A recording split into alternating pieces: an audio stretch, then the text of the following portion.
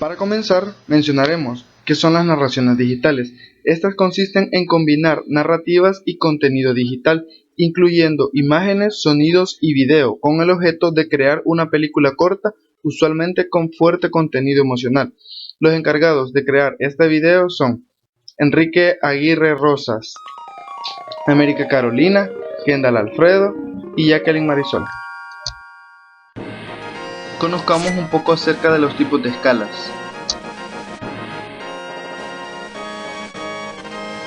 ¿Qué es la escala de Likert?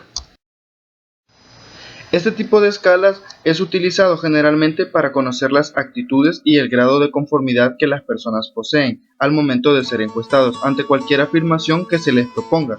Esta escala mide el grado de conformidad según el totalmente en desacuerdo, ni de acuerdo, ni en desacuerdo, de acuerdo, muy de acuerdo y totalmente de acuerdo. Un ejemplo que podríamos mencionar sobre el tipo de escala de Likert sería: le gustaría que cambiáramos el logo de nuestra marca de color rojo a color azul, y tenemos los literales siguientes: totalmente de acuerdo, en desacuerdo, ni en desacuerdo, de acuerdo, totalmente de acuerdo. Generalmente en este tipo de escalas, o bien dicho ítems, siempre deben de tener un punto neutro, así el encuestado no está ni a favor ni en contra. Tipos de ítems. Podemos utilizar el ítem Likert para medir diferentes actitudes de un encuestado. Por ejemplo, podemos emplearlo para descubrir el nivel de acuerdo con una afirmación, la frecuencia con la que se realiza cierta actividad, el nivel de importancia que se atribuye a un determinado factor, la valorización de un servicio, producto o empresa y la probabilidad de realizar una acción futura. Ahora veamos en qué consiste la escala de Likert. Esta consiste en un conjunto de ítems que se presentan en forma de afirmaciones para medir la reacción de un sujeto en 3, 5 y 7 categorías, respecto a las cuales se les pide a los sujetos que manifiesten su grado de acuerdo o desacuerdo. La escala de Likert es atribuir una puntuación total al número de literales que posee el ítem. Así se hará una sumatoria total de ellos y se hará a partir de eso una mediana y una moda, lo que servirá para la recolección de datos. Mencionemos algunos pasos para la realización de la escala de Likert. Se administrarán a un número como piloto, lo que indica que antes de pasar la encuesta, entrevista o cuestionario a la población se debe hacer una prueba para ver si la pregunta está acorde a los literales que debe responder, si no redunda o si no está muy entendible. Se correlacionan las puntuaciones. Aquellas puntuaciones que se correlacionan significativamente con las puntuaciones de toda la escala se seleccionan para integrar el instrumento de medición. Ventajas y desventajas de la escala de Likert. Ventajas de la escala de Likert. Desde el punto de vista del diseño del cuestionario, es una escala fácil de construir. Desde el punto de vista del encuestado, le ofrecemos la facilidad de poder graduar su opinión ante afirmaciones complejas. En internet funciona especialmente bien, es muy visual. El encuestado puede realizar comparaciones entre ítems, así como modificar y ajustar su respuesta fácilmente. Y por último, pero no menos importante, las desventajas de la escala de Likert. Puede obtenerse una misma puntuación con diferentes combinaciones de ítems, lo que demuestra que la misma puntuación puede tener significados diferentes.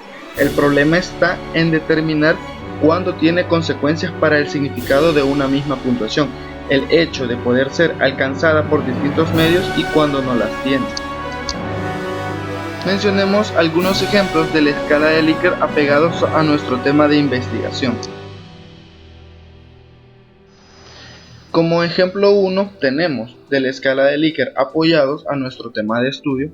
Considera que el plan de estudios debería de actualizarse por lo menos cada 5 años como dictamina la Ley Orgánica de la Universidad de El Salvador, y como los literales tenemos: totalmente de acuerdo, en desacuerdo, ni desacuerdo, de acuerdo y totalmente de acuerdo. Cabe destacar que hemos enmarcado un punto neutro, en donde el encuestado no puede estar ni a favor ni en contra, y ese es ni de acuerdo ni en desacuerdo. Lo mismo sucede con el ejemplo número 2, en el cual considera que el perfil del graduado de la licenciatura en Ciencias de la Educación está completamente dotado con las exigencias del mundo laboral. Así bien, los mismos literales las mismas respuestas que se pueden tener anteriormente, el encuestado puede enmarcarlas aquí y siempre teniendo la opción de estar de acuerdo ni en desacuerdo.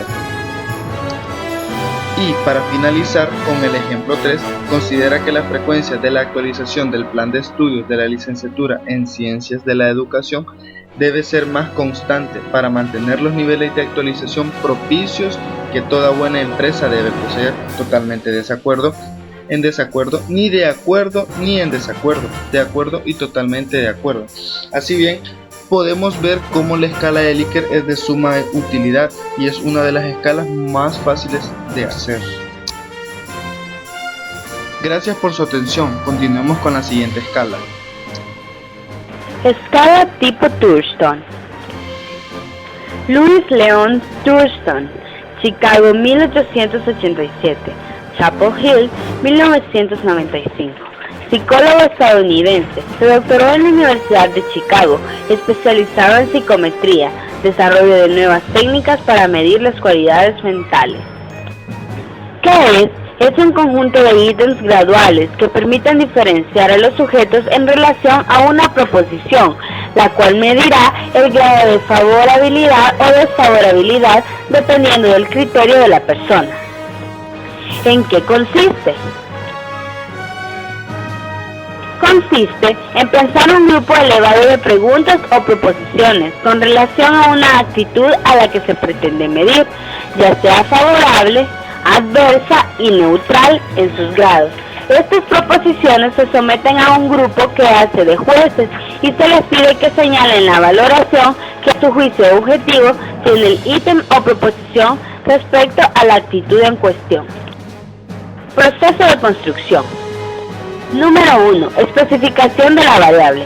Para comenzar la construcción de dicha escala, es primordial especificar lo más claro posible cuál será la variable o actitud que se quiere medir. Tal variable debe estar evidentemente relacionada con el objetivo de investigación que se tenga.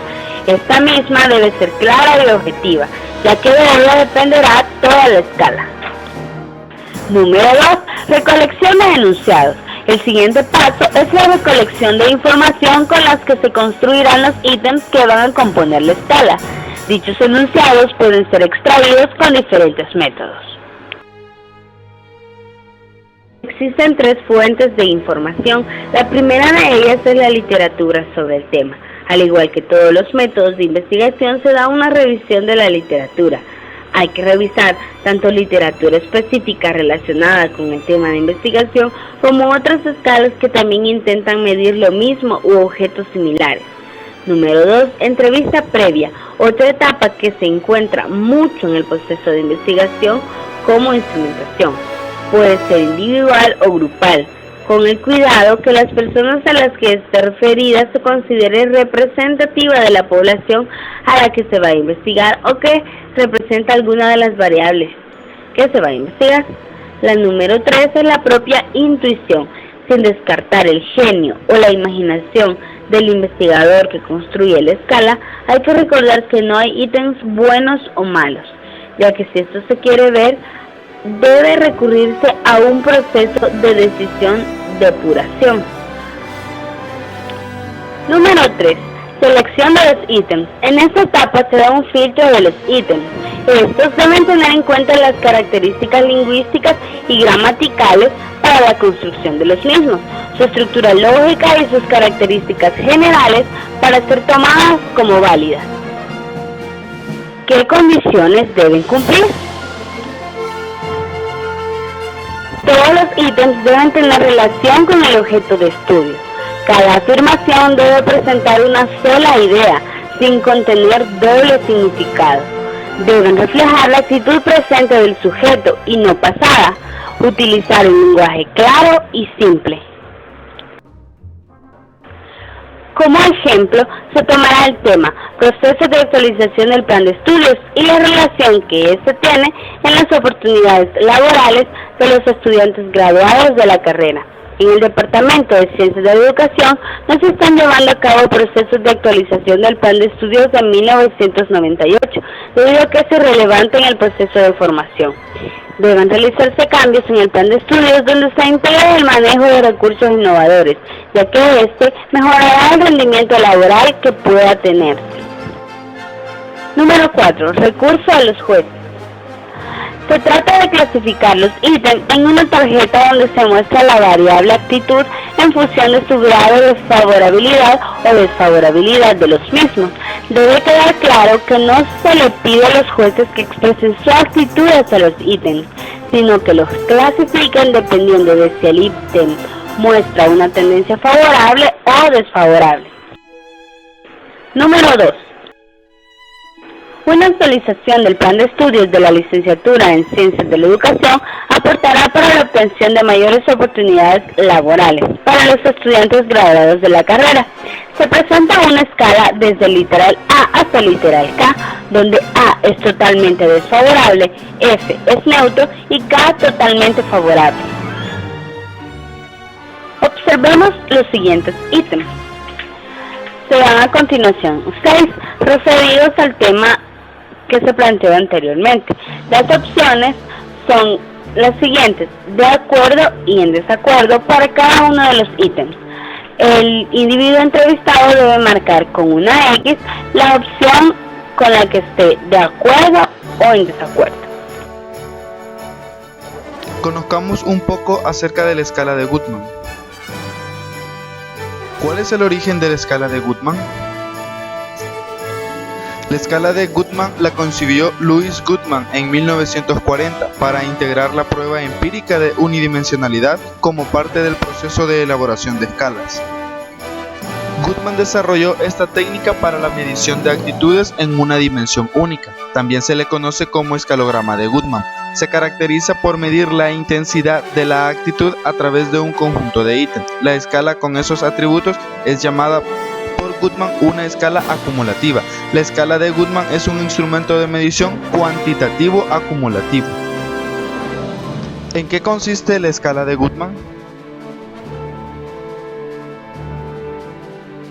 Consiste en el encadenamiento de un conjunto de ítems, de tal forma que si una unidad de análisis expresa estar de acuerdo con el primer ítem, deberá estar de acuerdo con el resto de ítems que constituyen el escalograma. Los ítems se ordenan de mayor a menor intensidad. La construcción del escalograma de Guttman requiere de desarrollar el conjunto de ítems con respecto al objeto de actividad o referente, especificando como alternativa de respuesta de acuerdo o en desacuerdo. Desarrollar un estudio piloto con el propósito de verificar si la escala es unidimensional. Guttman sugiere administrar entre 10 y 12 ítems a un promedio de 100 personas para realizar la depuración de la escala con mayor confiabilidad. ¿Cuál es la utilidad del escalograma de Guttman? Esta escala busca una coherencia entre las pautas de respuesta de los sujetos. Esa coherencia se garantiza por medio del coeficiente de reproductividad, que con base en ítems mide la intensidad o el nivel o el grado de identificación del sujeto consultado con respecto a un fenómeno social.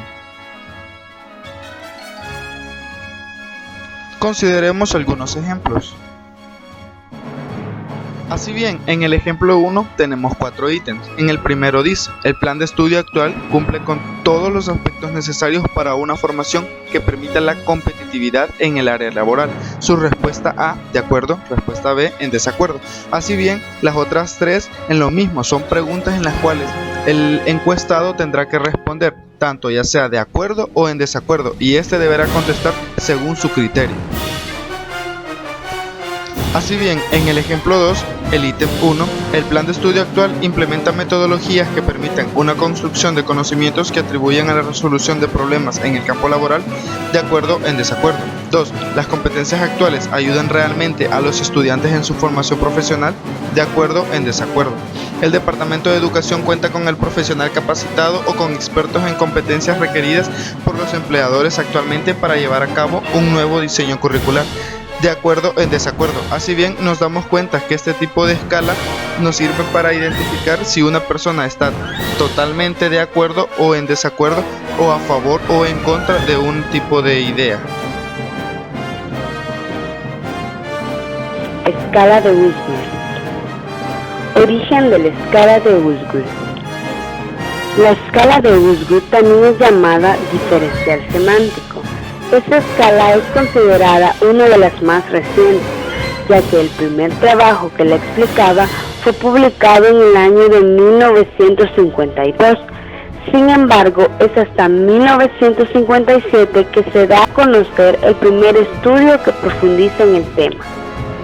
Fue diseñada por Wishgrove, Suzy y Tannenbaum en 1976. ¿Qué es la escala de Wishgrove? La escala de Wishgrove es también llamada diferencial semántico por medir el significado de un objeto, situación, fenómeno o tema en específico a través de un adjetivo calificativo y su antónimo. Según sus autores, existe un espacio semántico entre dos conceptos. En este espacio existe una escala que mide la intensidad del concepto para el individuo. ¿En qué consiste la escala de Wishgrove? La escala de Wishgrove consiste en 3 pasos. El primero de ellos es que debe elegirse un tema en específico.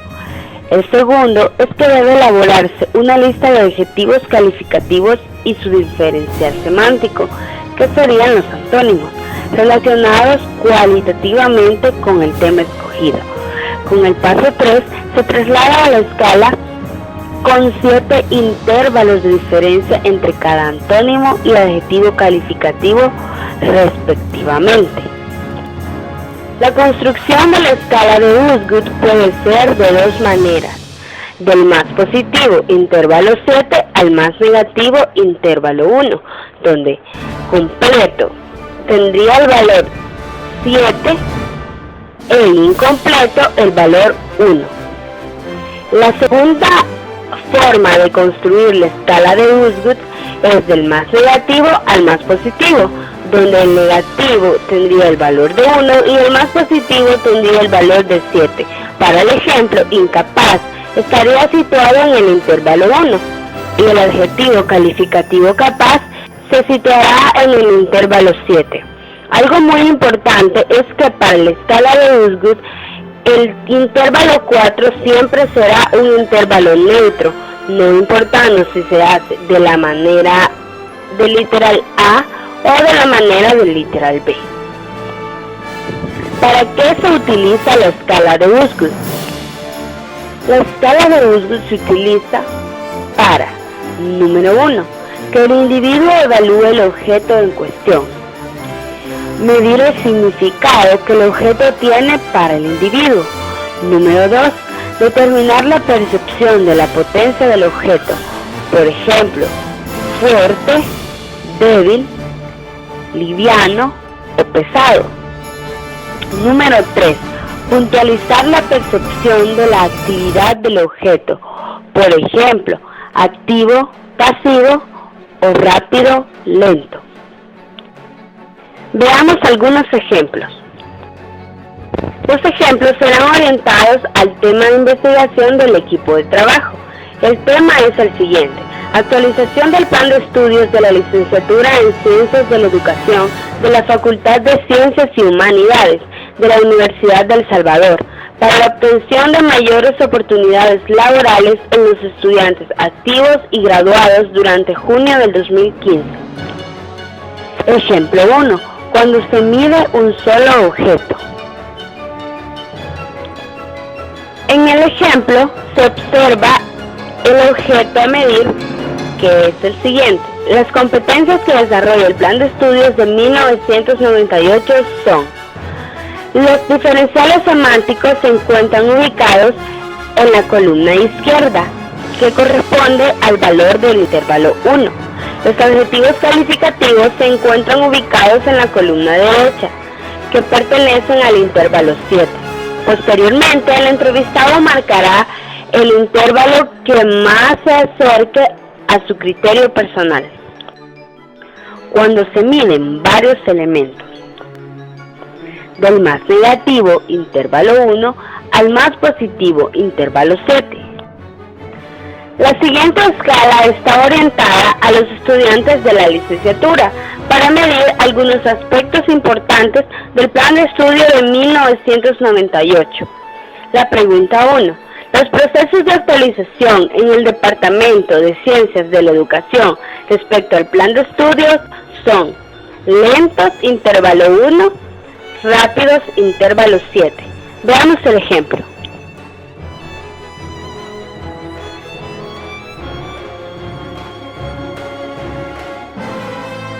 Esta escala está orientada a los empleadores de licenciados en Ciencias de la Educación.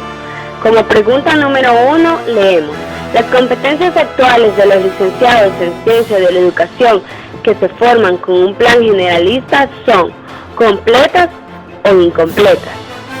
El entrevistado marcará la opción que se adecue a su criterio personal. Observemos el ejemplo.